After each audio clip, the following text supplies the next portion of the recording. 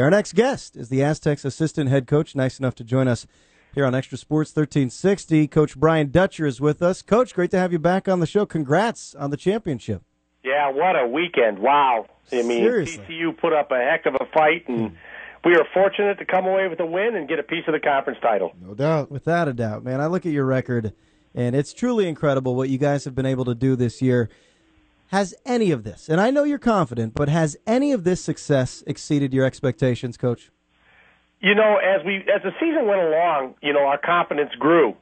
I think that the kids always have great confidence. But as coaches, we kind of sit there and say, here's what we need to replace, here's what we think will work. And until you put it on the floor and see it, you always have doubts.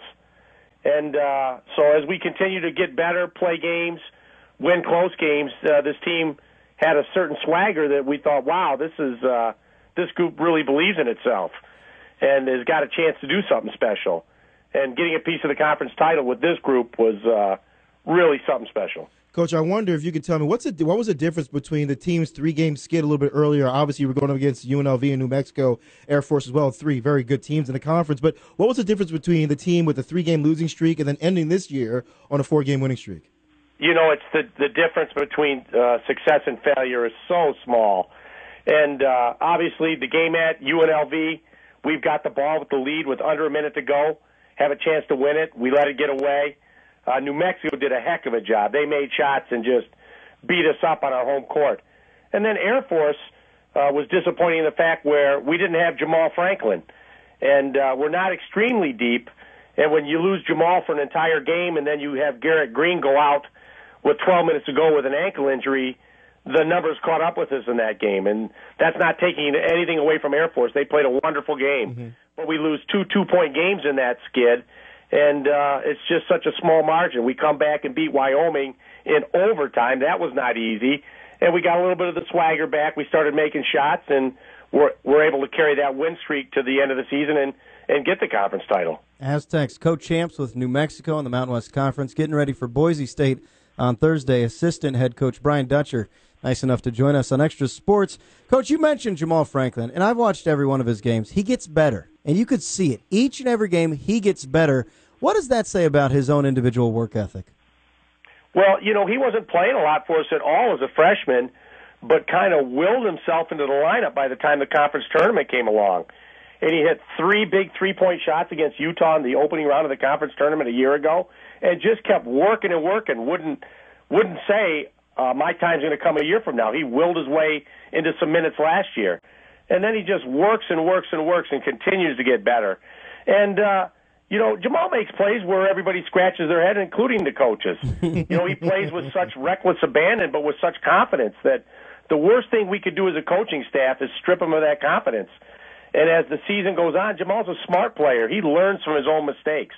You can point something out in film, and he doesn't say, no, you're wrong, Coach. This was a good play. He'll say, yeah, I probably shouldn't have done that. And so I think a lot of his growth as a player is not only his work ethic, but his intelligence. Coach, I look at your record this year and I say, wow, 4-0 in overtime games. That is awesome. I can't believe 4-0 in overtime games. And then I told Josh, he goes, no. They're 14-1 in their last 15 overtime games. And then I hit the floor. That is just ridiculous. I mean, what is it? Is it the focus in the moment? Is it your conditioning is better than anybody else's? What do you think attributes mostly to your overtime success? You know, Coach just breeds such confidence in the kids that we don't sit there and cry about losing a lead or say, boy, we let it slip away, and if we happen to have that happen, or if we fight back and catch up, you know, the kids always believe in themselves, and that has to do a lot with the way Coach Fisher believes in them, that they're extremely confident on the floor, and that comes from Coach Fisher's guidance. It's crazy to think about this conference top to bottom. This may be the only conference where there's not a gimme. The last place team is Boise State. Boise State's good. You've seen Boise State. Have you ever seen the Mountain West Conference this competitive, this even top to bottom? No, absolutely not. I mean, going into last weekend, you've got Colorado State had not lost a conference home game, TCU had not lost a conference home game, and UNLV had not lost a conference home game. And then us and New Mexico had each only lost one. Crazy. So you're talking the top 5 teams that only lost 2 home games all season. So you know how hard it is to get a road win. And that's why the TCU win was so special, because they had been undefeated at home in the conference, and we really felt like we went in there and stole one from them to get a piece of the title. And we see it. You know, we're in a Mountain West Conference town like San Diego, but the nation is going to see it when the brackets come out. You imagine 3, 4, maybe 5 teams get into the big dance. Do you pay attention to any of this bracketology on ESPN?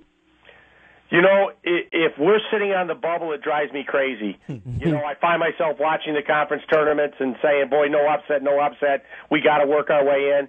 This year, I think with what we've done over the course of the entire season, I don't sit there and watch this anymore. I feel like we've done enough to be in, and now it's just a matter of trying to win a few more games to improve our seeding. Coach, what do you think is most at risk, or how much do you think you stand to gain from seeding? If you go out there in this tournament, and we don't want it to happen, we don't think it's going to happen, if you drop the first game, what do you think your seeding will be as opposed to if you went on and won the Mountain West Conference tournament?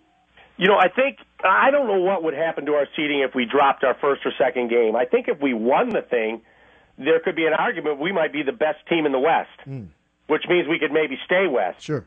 You know, anything short losing 1 or 2 games, I think they could send us anywhere.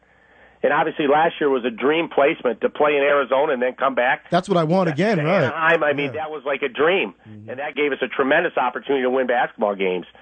So, I mean, but the year before that, look where they sent us. They sent us to Providence to play. Oh, yeah. We couldn't have gone any further if we tried. Well, Coach, from San Diego to Providence. I went to the University of Rhode Island, which is about 30 minutes away from Providence. I imagine it's still a good time. You can get some good lobster bisque there. You can get some New England clam chowder. It's not a bad city, you know? What are you working for the tourism when you're department? Going for a win, that's a long way to go. Right. No need to go there. And there's no argument. This team is the best in the West. The Aztecs, co-champions of the Mountain West Conference. Coach Brian Dutcher is with us. Before you go, a couple of quick ones. Is there any fatigue right now? We know about the depth of this team where Coach Fisher doesn't exactly rotate all that many guys off the bench. Any fatigue right now? You know, we've really tapered off in practice, and it's the big coach's dilemma. Are we in shape because we're working really hard, or are we out of shape because we're not working hard enough? Do we need to rest them? Do we need to work them harder? And right now we're tapering. We're giving them rest. We're resting legs. And we didn't practice Sunday. We just watched a little tape today. We basically gave them 2 days off to rest their legs.